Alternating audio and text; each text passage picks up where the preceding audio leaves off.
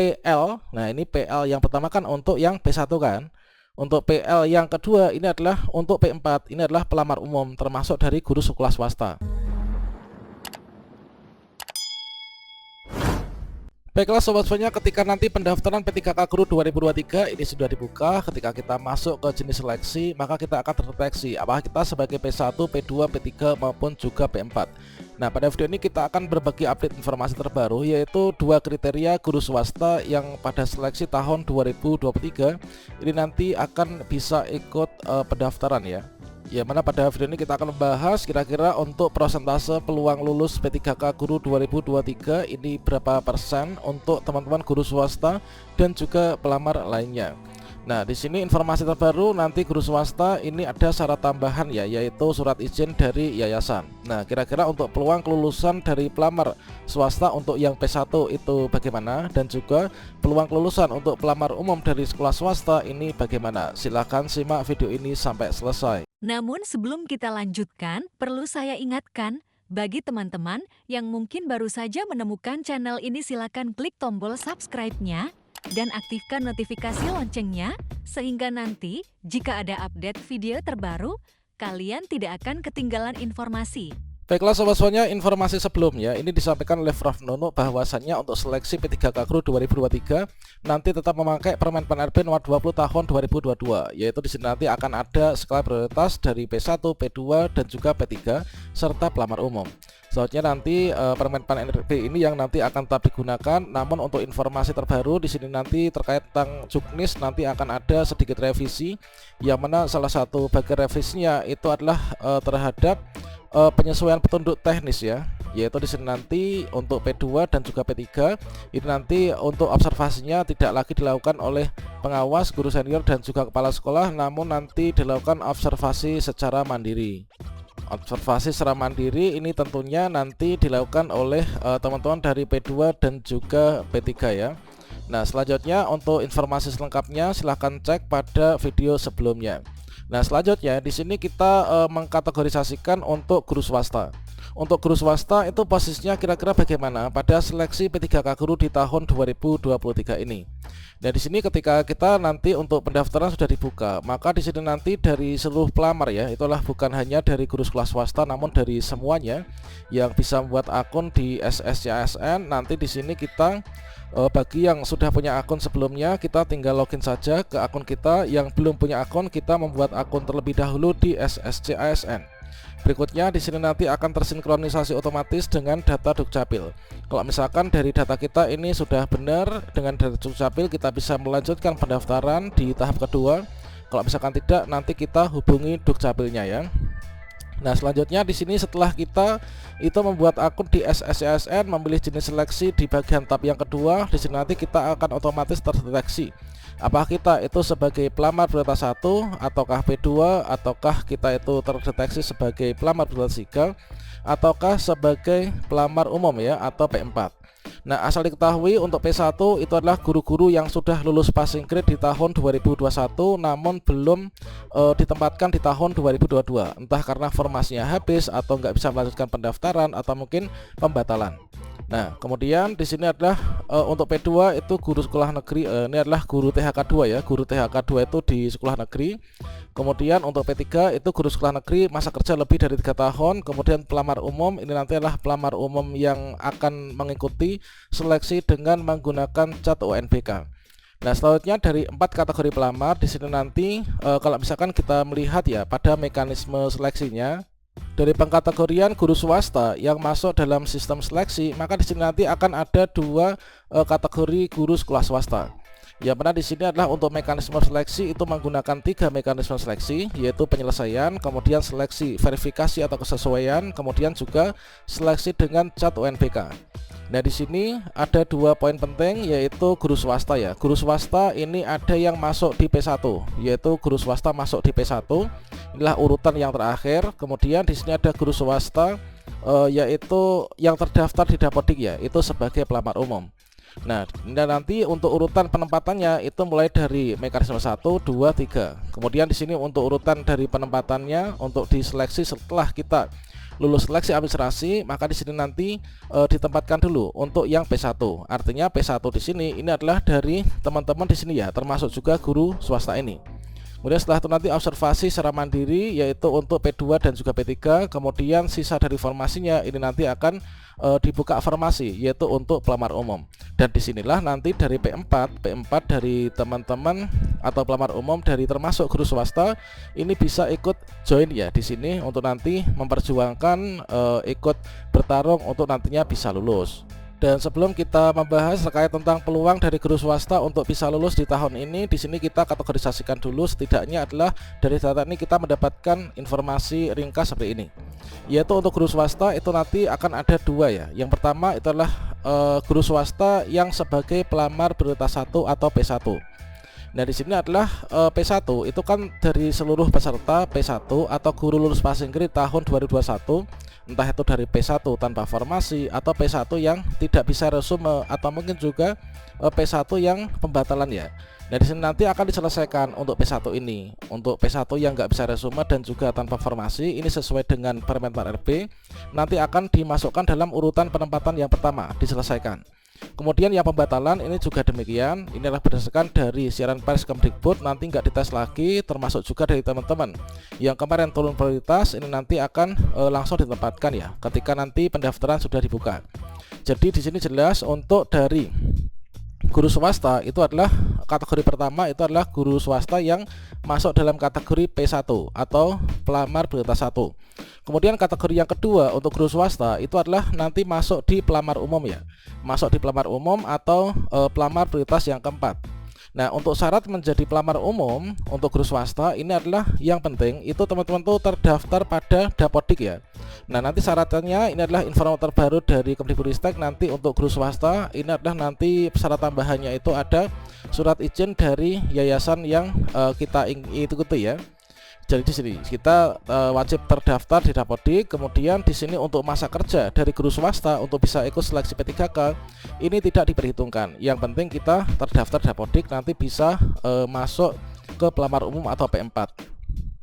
Nah di sini masuk di P4 nanti kita mengikuti dengan seleksi 1 NPK ya.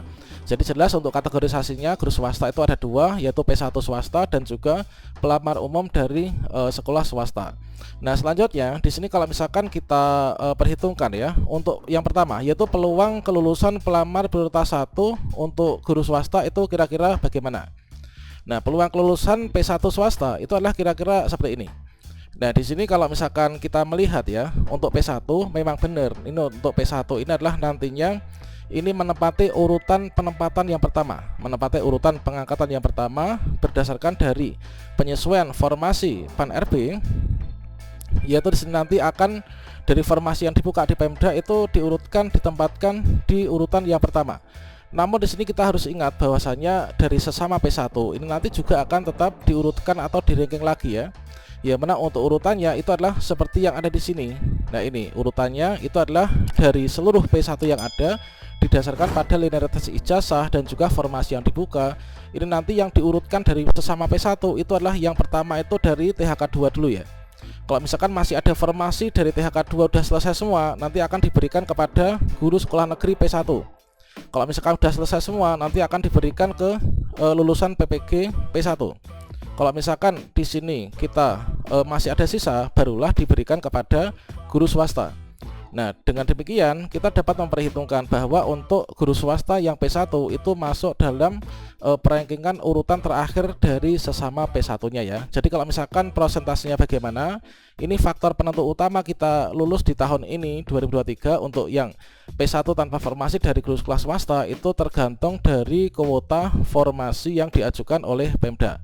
Semoga nanti untuk formasinya ini melimpah sehingga kita termasuk P1 guru swasta ini nanti bisa ditempatkan ya di tahun ini. Nah kemudian untuk yang kedua, kalau misalkan kita berbicara tentang peluang kelulusan dari pelamar umum sekolah swasta, itu kira-kira seperti apa? Nah di sini kita balik lagi ya pada 3 mekanisme seleksi. Nah di sini untuk pelamar umum ini adalah pelamar umum termasuk dari pelamar umum swasta itu kalau misalkan kita lihat itu posisinya ada di sini ya.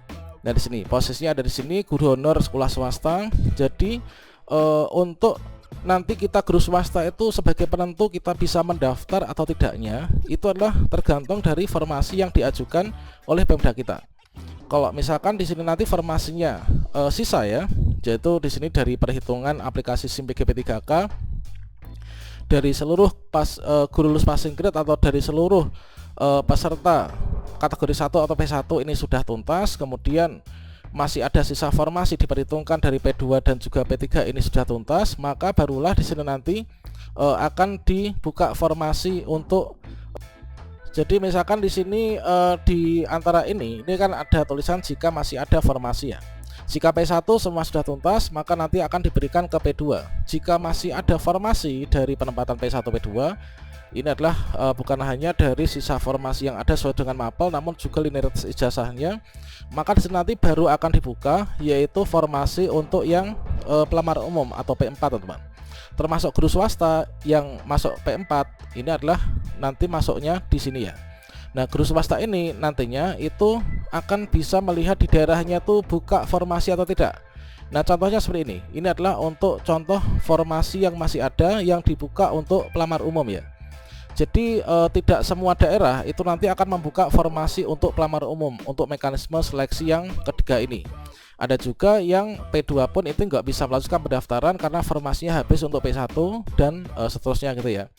Kalau misalkan nanti formasinya masih ada, kita bisa mendaftar dari formasi yang dibuka ini ya. Tentunya kita hanya bisa mendaftar formasi sesuai dengan instansi kita masing-masing, sesuai dengan kabupaten kita, kemudian kota kita atau dari provinsi kita ya, di mana tempat kita terdaftar di Dapodik tersebut. Nah, selanjutnya di sini kalau misalkan kita ini di daerahnya buka formasi seperti ini, maka otomatis di akun SSCASN kita nanti kita akan mendapatkan tampilan seperti ini. Nah, ini adalah misalkan saya itu dari guru PAI SMP Islamiyah misalkan ini dari guru swasta. Nah, di sini saya karena belum lulus passing grade tahun kemarin, maka di sini saya masuk sebagai pelamar umum. Nah, di sini karena kalau misalkan di sini nanti kita itu di sekolahnya, di daerahnya ini ada buka formasi, maka di sini akan ada isinya. Jabatannya ini akan ada isinya, kemudian kita prodinya ini terbaca gitu ya. Nah, kalau misalkan nanti kita di sini bisa melanjutkan pendaftaran, maka berikutnya nanti kita akan ikut mekanisme seleksi ya, sama halnya di tahun 2022 kemarin. Yaitu untuk teman-teman guru swasta, kalau misalkan bertanya kira-kira bagaimanakah peluang lulusnya, itu adalah yang pertama itu kita bisa daftar atau enggaknya, itu tersedia formasi atau enggaknya yang disisakan untuk P4. Nah, setelah kita bisa mendaftar, nanti kita lulus seleksi administrasi, maka kita ikut ujian. Dan di ujian itu, di sini kita mengerjakan seleksi kompetensi dengan menggunakan cat UNBK, dan tentunya di sini ada passing grade yang wajib dipenuhi ya. Nah, di sini untuk soal ujiannya itu ada kompetensi teknis sesuai dengan mata pelajaran, kemudian kompetensi manajerial, sosiokultural, dan juga pertanyaan wawancara. Ini adalah untuk bobot butir soal waktunya ya, waktu pengerjaan. Nah, di sini nanti kalau misalkan teman-teman dari sekolah swasta ini memiliki serdik, maka di sini nanti akan ada yaitu afirmasi ya, afirmasi untuk pelamar umum, sehingga nanti untuk kompetensi teknis ini nanti berapapun yang didapatkan poinnya nanti akan 100% ya lulusnya teman-teman. Nah, ini adalah jadi nanti setelah kita ikut cat UNBK untuk swasta itu nanti kita memperebutkan formasi yang ada. Misalkan di sini di salah satu sekolah ini formasinya hanya ada satu, kemudian yang mendaftar banyak. Ini saingan kita tuh bukan hanya dari guru swasta saja, tapi juga dari lulusan PPG dan juga dari guru sekolah negeri. Nah, ini nanti kita akan berkompetisi ya. Untuk yang pertama itu adalah berlomba-lomba untuk lulus passing grade. Yang kedua itu adalah berlomba-lomba untuk kita itu bisa mendapatkan peringkat tertinggi ya. Dan untuk hasilnya itu kira-kira seperti ini. Ini adalah contohnya. Jadi nanti akan di-ranking ini sesama pelamar umum ya. Nah, di sini ini adalah untuk P1, ini misalkan di salah satu daerah ya di Madiun ini, yang mana ini adalah kita tampilkan di sini informasinya. Ini adalah untuk jabatan ahli pertama guru matematika. Ini adalah ada dua formasi ya, ada dua formasi ini. Kemudian di sini ada dua formasi ini, otomatis nanti yang mengisi itu kan ada dua kan. Nah, ini yang pertama, formasi pertama ini adalah sudah diisi dari P1. Nah, kemudian ada sisa formasinya kan. Nah, sisa formasi ini dibuka pada P4 ini. Kemudian di sini ada banyak sekali peserta P4. Ini yang kita tampilkan hanya 5. Ini sebenarnya di bawahnya ada banyak. Nah, dari seluruh P4 ini diambil yaitu nilai yang tertinggi ya. nilai yang tertinggi. Ini kalau misalkan teman-teman lihat, ini kan yang PL. Nah, ini PL yang pertama kan untuk yang P1 kan. Untuk PL yang kedua ini adalah untuk P4. Ini adalah pelamar umum termasuk dari guru sekolah swasta. Nah, di sini nilai yang tertinggi, teman-teman. Nah, mengapa di sini adalah kita itu 403 ini menjadi urutan pertama PL? Dikarenakan ini adalah urutan prioritas ya, P1. Kemudian di sini P4, ini dari seluruh P4 diuji ya, CAT UNBK. Maka yang dapat nilai tertinggi pertama ini yang menempati formasi urutan kedua ini. Nah, ini sehingga di sini yang bawah ini meskipun lulus passing grade ini tidak bisa lulus ya, dikarenakan ini nilainya di bawahnya dari peserta nomor 2. Nah, di sini keuntungannya teman-teman yang dapat afirmasi A yaitu punya sertifikat pendidik, ini adalah peluang lulusnya itu besar ya, dikarenakan untuk kompetensi teknis di sini kita itu mendapatkan afirmasi 500%. Nah, seperti ini teman-teman. Nah, inilah untuk peluang lulusnya. Kalau misalkan kita bertanya kembali, kira-kira untuk P4 swasta itu peluang lulusnya bagaimana? Itu adalah ada indikator yang pertama ya untuk penentunya. Yang pertama, adakah formasi di Pemda kita nantinya untuk sesuai dengan ijazah kita? Yang kedua, apakah nanti kita bisa mendapatkan lulus passing grade nilainya sesuai dengan mapel? Yang ketiga, apakah kita nanti bisa mendapatkan yaitu peringkat tertinggi dengan sesama pendaftar yang ada di sini? Tentunya sesama pendaftar dari P4 ya. Nah, demikian, semoga bisa menjadi bahan referensi untuk strategi ya persiapan di tahun 2023 ini. Wassalamualaikum warahmatullahi wabarakatuh.